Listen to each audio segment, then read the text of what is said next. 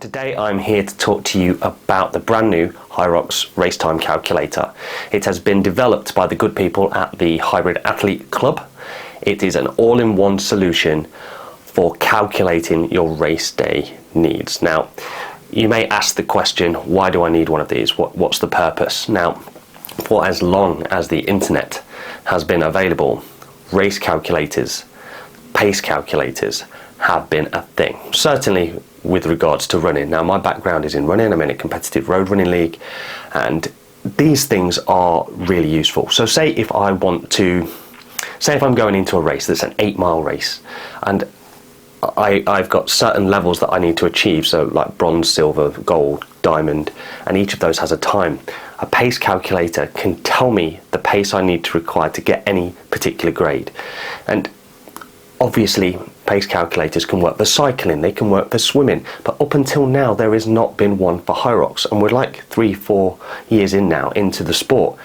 And that's probably because it's quite a complex sport. It's a multidiscipline sport. It's got 8 runs, it's got 8 stations, and it's not as simple as slicing or dividing the total time by 16. So the way this has actually been built is really quite clever. It goes back one whole season. It takes those times from each of the various venues, specifically the venues, in each of the various categories, and with a very clever calculation determines the time in each of the stations that you should be spending and an average time for your run. Like I said, it doesn't simply divide it by 16. It is proportional to the exercise. So, for example, it takes much less time to run the farmer's carry up and down. It takes much less time for the sled push than it does, say, the burpees and the wall balls. And that's very notable. When you enter the numbers, it calculates that based upon the history of last season in that category, at that location, and spits out the numbers that are most appropriate to you. Now, what we're going to do today, we're going to have a look at the calculator. I'll show you the screen, and we're going to do 2 tests. We're going to do the test of comparing it against my last run at Glasgow, and then we're going to do a potential look at what it might look like for me doing mixed doubles with my wife Holly in Manchester in January. Okay, so before we go any further, I'll put my glasses on so I look smarter when I'm talking about such things as calculators. Right. So, let's get started.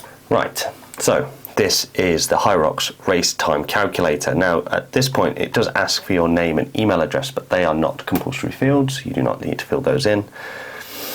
If we scroll down, the very first thing it wants to know is which event. So it has the 4 main UK events. Obviously, there's no Dublin on there because there was not Dublin last year. So we've got London, Manchester, Birmingham and Glasgow. Right, so in this first example, we are going to have a look at my details from my last outing and then compare it against the times that the calculator spits out, just as a benchmark to see how close it actually gets and did anything go wrong for me on that day. I already know what went wrong for me on that day. It's I just want to see if the calculator can figure it out. So, right, so I was in the men's open, and as you can see, all of the various categories are in there. Obviously, next year there would be doubles pro and things like that. And so looking at my total time for Glasgow, it was 1:16. Okay, 1:16. So I'll put 1:16. It hasn't got seconds, it's just 1 hour, 16 minutes. Okay, Glasgow. So I press calculate. It does its magic and sets your hack. Hyrox program. Here is your Hyrox race plan. The plan is based on thousands of Hyrox performances. The times shown below are an average of the athletes teams that achieve your target time at the event in 22-23 season. Use the guide below in your training, or better yet, get started with your HAC Hyrox training plan, and we will incorporate this race plan into your training program. Obviously, the Hybrid Athletes Club can provide you with a training plan, so get on their webpage if you are in the market for a training plan, give them a consideration. Right, so the very first thing you come across as you sort of scroll down after putting your time in is the average 1 kilometre time. So it doesn't give you 8 separate times he runs, it gives you just one time. Now, if you've ever done a Hyrox, making the running consistent is quite a task, but that's basically because you get slower, you get more tired, so your times generally degrade throughout the 8 runs. And then it says this is equivalent to running 5 kilometers in this pace and 10 kilometers in this pace. So let's have a look at these times. How are they relative to my running pace?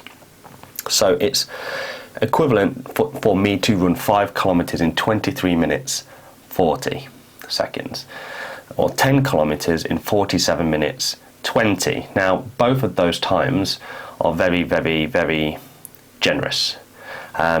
If I went to a park run, I would run it sub 20, close to 19, sometimes sub 19. And a 10 kilometre I would expect closer to 41 or thereabouts, currently on my current fitness. So obviously you don't want your 5k pace, you don't really want your 10k pace, you want 10k plus 5 minutes pace, probably arguably your half marathon pace.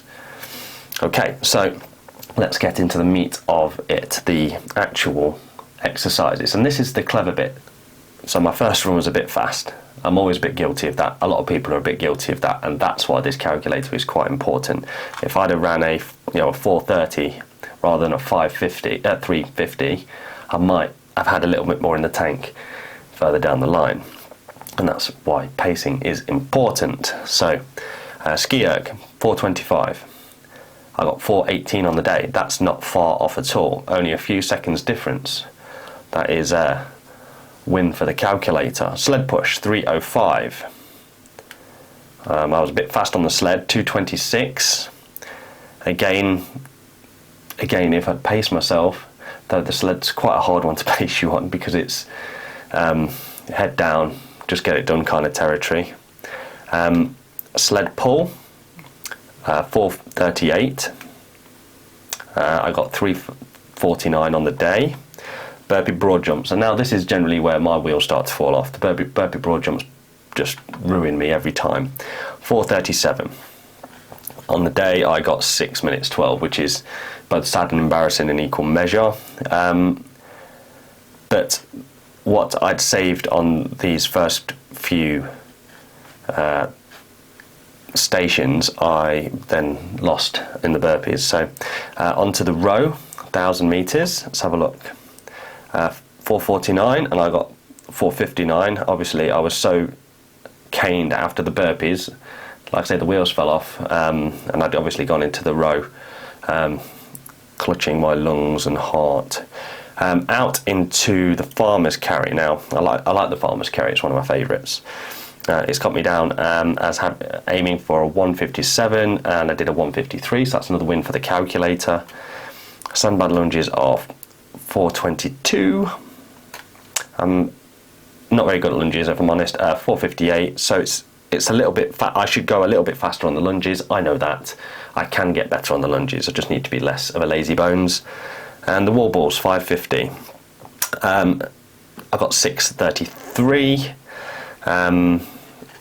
Which is pretty close. Now the calculator is basically telling me to book my ideas upon the burpees and to get a shift on with the row. And now my training this season since Glasgow has focused on a lot of those, so it'll be interesting when I go back at Birmingham to see if I've improved on those things. So it says that I would have spent 5 minutes and 9 seconds in the rock zone, so we can always check that too. Rock zone time is 4:16, so that's quite good. I didn't dilly-dally too much in there. As long as you keep moving, you can just minimise that time.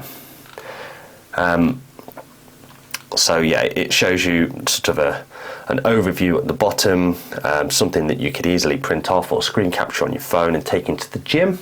And that's that. Yes, it's actually pretty bob on. All it does is tell me where I've gone wrong, and I already knew where I'd gone wrong. So the second scenario that we're going to look at today is something that I've not yet done. I am going to go to Manchester with Holly, my wife, and we're going to go in the mixed doubles. Okay, so we're going to enter those details into the calculator. Just enter that now. Mixed doubles, and we're going to Manchester. It's difficult to do this backwards because I'm obviously going to be running at Holly's pace, but the stations you would think might be a little bit quicker than me on my own. So, yeah, well, I'd like to think so. So I'm going to say 126. It's a bit of a finger in the air sort of number, but for the sake of this, of trying to just show someone who might want to sort of calculate times and things, how it works. So we do calculate again. That's it, it's done its number crunching. Right, so, okay, at 126 it has us down for a 6:46 average 1K time. That seems very generous.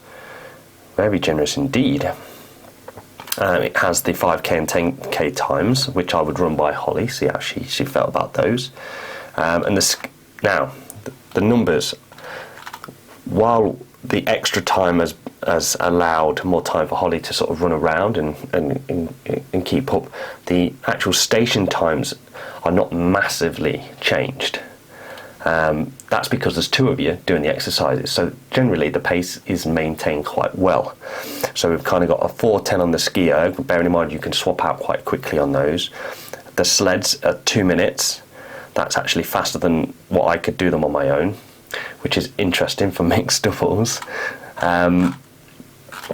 The sled pull is 3:21. That's about comparable. Both of those are quite easy to swap. Burpee broad jumps is about 4 minutes.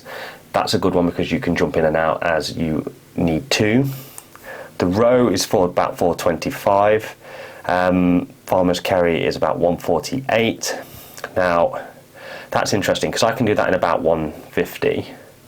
But that's without me putting them down. Obviously, Holly could pick the weights up and then be fresh and run with them a little bit, making up that time. Sandbag lunges are just shy of 4 minutes. That makes sense. And 4 minutes on the wall balls, with about 4:50 in the rock zone. So that does make a lot of sense to me. So I would have to run these numbers by Holly, make sure that she can run 1 kilometre in, many times over at that pace, to sort of get an impression of what she can do on the day. And then we can probably build that into some sort of model where we can run a simulation once a month or whatever, just to get a vibe to how close these numbers are. It will then give us a decent race strategy on the day. The Hybrid Athlete Club have done a fantastic job on creating this calculator. It's based upon all the information from last season, and with each season coming out, it will have the very last season always as the most up-to-date data, though you wouldn't imagine it to fluctuate greatly. It's such a fantastic tool, and it's free to use. You can go on their website, and if you need further training plans, they're available from there as well. They also have, if you look at the top of their website, there's also a running calculator, something I mentioned earlier, something I've used heavily when I've been planning a race strategy for a road run or a competitive race. So the way it's laid out is very Hyroxy. It looks very on brand, and I think they've done a tremendous job in sort of putting it together. I was very privileged to get sort of an early look at this, and with their blessing, they've allowed me to make this video. So thank you. Please head over to their website, give it a test, put it through your own set of results, or your own predicted time, or expected time, or naively optimistic time.